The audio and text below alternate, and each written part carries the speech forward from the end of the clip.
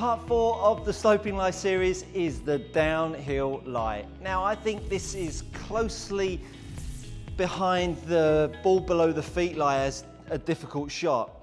The biggest change that you want to be making in this shot more than any other is making sure you've got enough loft on your golf club that's going to make you move in the right way. I can't reiterate that enough. Because when we are on a downhill lie, of course, immediately it feels like our left ear is dragging along the floor and it feels like we're not going to have any flight on the golf ball. You know, immediately that ball feels like it takes off much lower in the screen. And look at what's happened to the angle of attack here. The slope in this particular orientation has really made the angle of attack increase. That's not to say that with the right motion, we can't make the angle of attack much lighter. It's just knowing how to deal with the movement that's going to be pushed on you with the downhill lie. So first of all, we obviously need to accept that this ball wants to stay in the same position. Don't be moving it further forwards, unless the slope is really exaggerated. Because the minute you start moving this ball around in the swing, for all of these sloping lies, it makes you feel awkward. You know yourself, if you're on a flat lie and someone says, just drop the ball back a bit by a couple of rolls, just to hit a low one, you immediately feel awkward. So don't be moving the ball, unless you really, really have to. Now we're going to make sure that we're not aiming a long way to the left, because again, the ball or the downhill lie, everyone said you're going to slice it because you're going to be a bit steeper and swing across the ball and all that absolute garbage. Ball position stays the same. We don't aim any differently, but what we do is add more loft to the golf club. That's going to be the caveat here more than any other of the shots. I mean, even the ball above the feet lie, because you feel like you can launch it, doesn't really make you feel like you want to take too much less club. So make sure you've got enough loft on the golf club. Ball in the same position, you're aiming straight. But now as you set yourself up to the golf ball, you immediately feel like the slope is pushing you towards the target.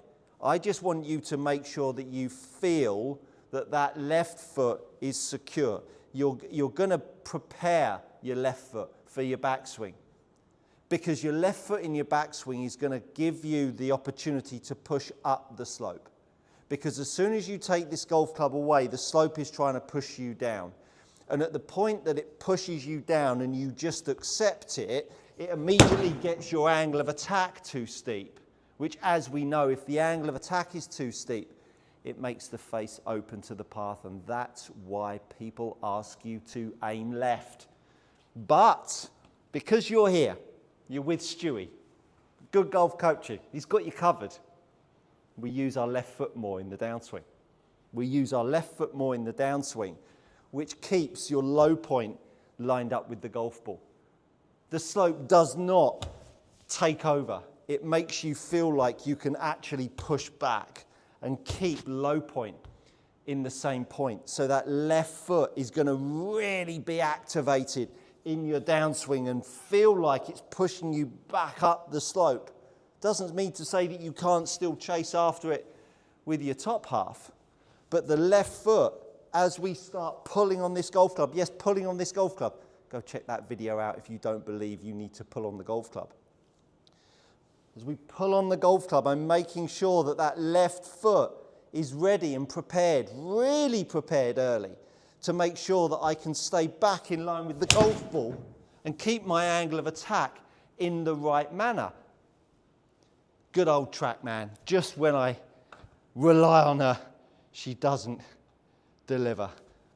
Slightly tricky for the TrackMan with this lie here. Let's have another go. So we're going to pull it, we're going to make sure we push up the slope so that we keep in control of that low point and that angle of attack. Another nice one there. So the angle of attack at 3.8, just because that left foot was opposing the force of that slope. It's really not difficult, folks. Honestly, it really isn't. If you stand on a sloping lie and you start shifting weight around, and then you start swinging something, you'll soon feel the momentum that the slope has on the body that you need to oppose. We're talking about dynamics, we're talking about movement. We're not talking about just putting things in place just to make sure you hit it. That's just crap. Let's understand the game for what it truly is, and you'll be better equipped to play the game that you believe is in there, because we all believe we're great golfers. If you don't, start thinking about it, because if you've struggled with the game, I've got all of the answers on my channel that will make you play the best golf of your life. So, ball position in the normal spot. We accept the fact that this left foot has now got a bit more weight into it. I'm not trying to line myself up with the slope and all that absolute nonsense. Ball's in the normal position. I'm opposing that slope. Now as I get to the top of the backswing, I feel like my left foot helps me move up the slope a little. And then as I'm pulling on that golf club, and just on that point, as I'm moving the club back, it's so easy to fall left. I want to feel like that left foot that's got some load in it because of the slope helps me get up the slope a bit more. Up the slope so that when I pull on the club, I've got control of the low point in my swing. I don't get that angle of attack too heavy. So that push back, I'm pulling on the golf club and I'm allowing myself to really keep the angle of attack in a really nice level. Hopefully you've enjoyed this 4-part series of sloping lies, and it's given you an opportunity to really, really embrace the forces that the slope push on your body. If you're playing a slope with inside 4 degrees, 4%, you really don't have to aim offline. You might want to adjust the loft you've got on the golf club with a downhill lie or an uphill lie, but that's about it. Play with it. If you get yourself a chance to get on a platform golf mat that allows you to mess around with the different lies, it's a fantastic bit of kit and I can't recommend it enough. This is not a paid ad. I'm just very fortunate that I have this at my disposal. Thank you so much for watching. If you're tired of paying too much for your premium leather golf gloves, head over to gxgolfgloves.com. These are gloves trusted by tour players and elite amateurs alike. Use my code GOODCOACHING to receive 10% off your next order. Go try them out. You won't be disappointed.